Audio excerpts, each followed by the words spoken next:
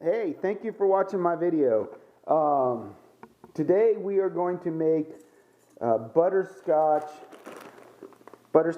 meringue. I'm using Nestle Toll House butterscotch morsels. I just made a batch. As you see, my wisp is green. I just made a batch of mint M&M meringues. My all-time favorite that my mom used to make me were the Hershey mint chocolate chips. Good luck finding Hershey mint chocolate chips. They stopped making these a short time ago. I used to be able to just drop into Publix and buy a bunch of these off the shelf. But ever since Hershey's went woke, I guess woke people don't eat mint. That could be why they're such jerks. But I wish Hershey's would start making those mint chocolate chips. Hershey's will tell you that you can just take regular chocolate chips and soak them in mint extract overnight. I'm here to tell you that does not work. They taste absolutely gross. But if you run to Walmart the day after Thanksgiving, these will be on the shelf. These are very expensive. This year, these chips were, I think, $3.96 for a bag, which is insane for a 9-ounce bag of M&Ms. But where else are you going to get them? And they are delicious. They are really good in these meringues. You watch another video that I just did of the M&M mint meringues. When you break open your meringues the first time after using these M&Ms, the green, red, and white, the colors just explode inside the meringue. So it's kind of an added bonus. So I'm going to say right now, Hershey's, you can pound sand because Mars M&M's is way, way more advanced than you guys are. We have a Mars M&M plant not far from here, and I know a few people that work there. Great people. I love Mars, so I love M&Ms too. Who doesn't, right? So we're going to pour our egg whites into our mixer. This is how easy it is to make meringue. So I just took 4 egg whites. I just separated the yolks out. I'm using large eggs. You don't have to use brown eggs, but I use brown cage-free eggs because, yeah, that's just how I am. Making meringue is super easy. I hear a lot of stories from people how they screwed up their meringue. With the KitchenAid mixer, I don't know how you can screw up making meringue. I just take the egg whites. People say they have to be warm. The egg whites have to be warm or room temperature. I don't believe it. You see the egg whites forming right now.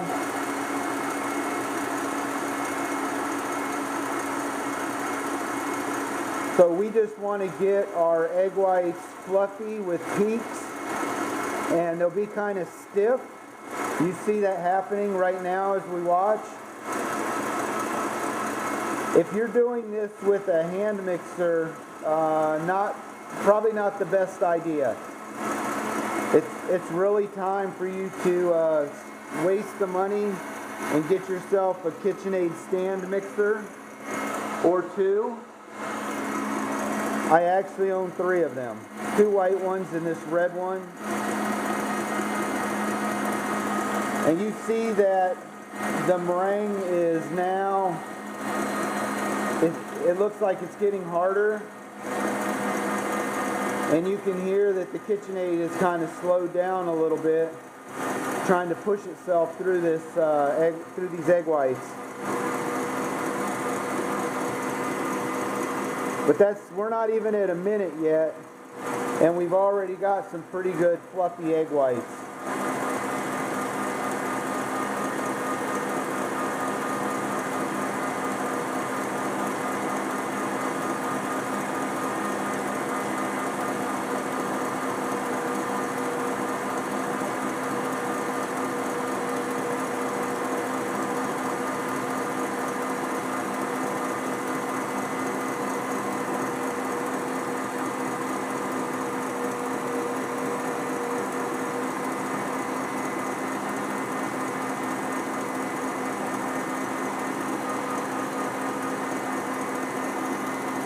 So that actually looks pretty good.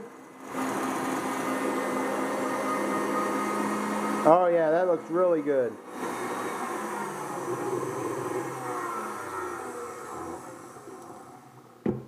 That looks pretty good right there.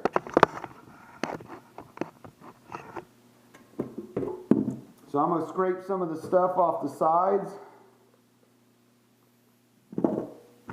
Yeah, you see that, right? That is just as light and fluffy. That is nice.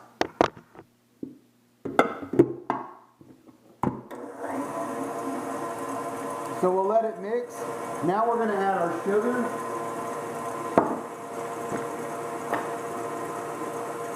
This is just white granulated sugar, and I'm going to do 1 cup.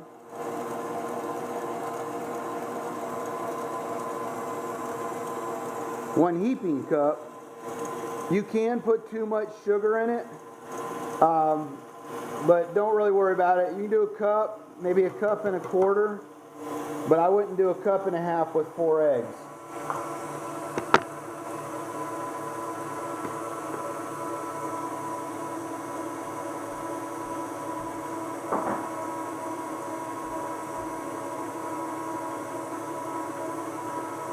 So our sugar's in there. It's whipping pretty good. It looks pretty good. That sugar's going to absorb what moisture's in the egg white and make it even more like a pudding. And because these are butterscotch, I'm going to add a little yellow food coloring.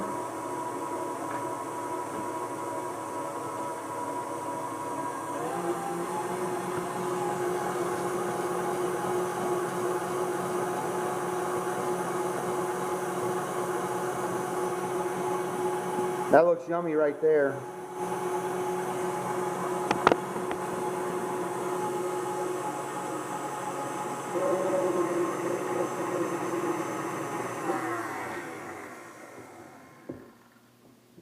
So I need to make sure that all the egg whites are in with the sugar. So I'm going to scrape the bowl one last time.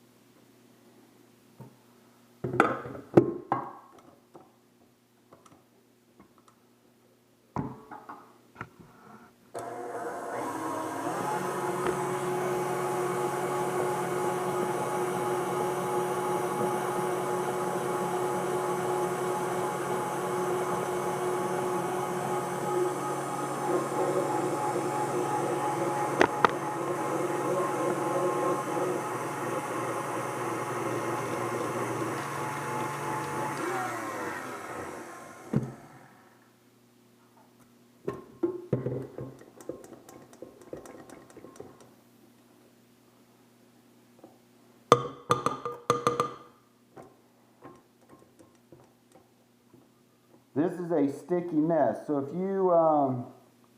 you make the mistake and pull the wisp out of the mixer too quickly, and this stuff slings all over your kitchen, you are not going to have fun cleaning this up. So there is our meringue, and these are our butterscotch chips. We're just going to dump them in. One bag, this is an 11-ounce bag. And then we're just going to mix these in. This might be the easiest cookie recipe you will ever have, but it will take you the longest amount of time to make these. You have to plan ahead to make these.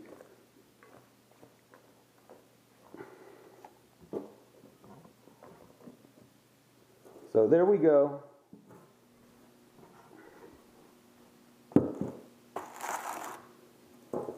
We're going to put these on 2 cookie pans. We have an oven that has been preheated to 400 degrees. We have already made another batch. That's on another video. Please watch that one. These are the M&M mint meringues. So once we get our cookies in the oven, we're going to turn the oven off and then we're going to lock it. We're going to lock it. So let's go ahead and throw these down on the cookie tray.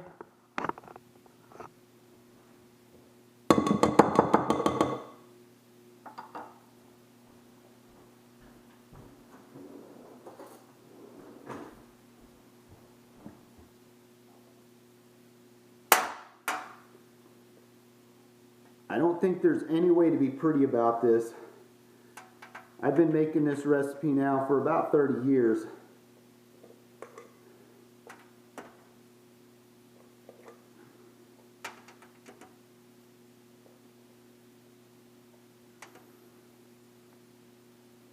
I don't think you can even, with the chips in there, I don't think you can even put them in like a cookie bag, a frosting bag, and squeeze them out to make little designs and decorations.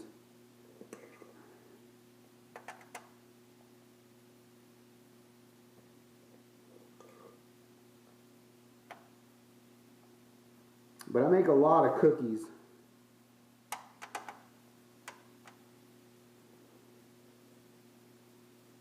My wife's been a teacher about her whole life. She's one of the few teachers that I know that's smart enough not to be a part of that teachers union.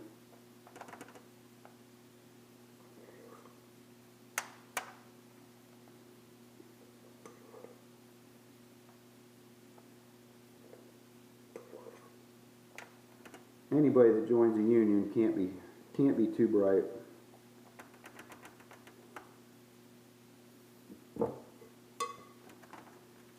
All right, so we got some on one tray, and we're going to set this tray to the side because we want to put both trays in at the same time.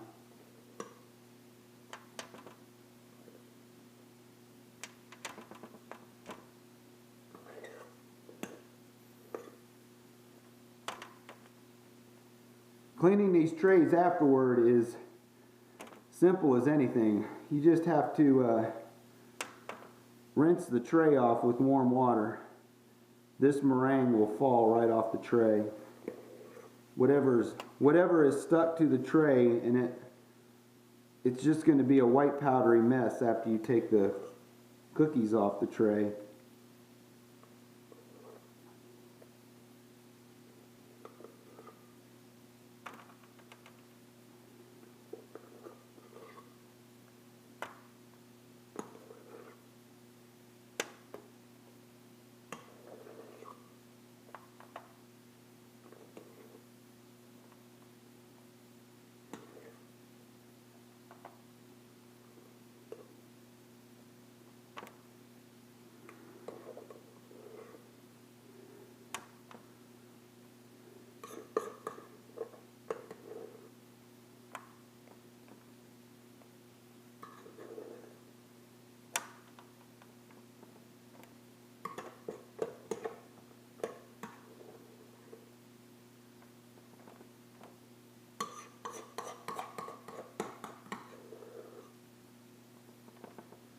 And that's about it for this bowl.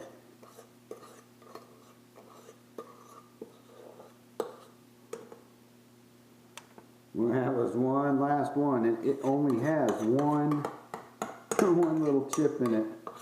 Poor thing.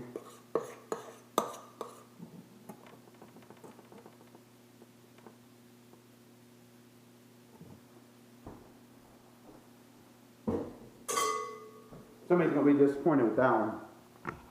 All right, so we're going in the top oven. Again, we're at 400 degrees.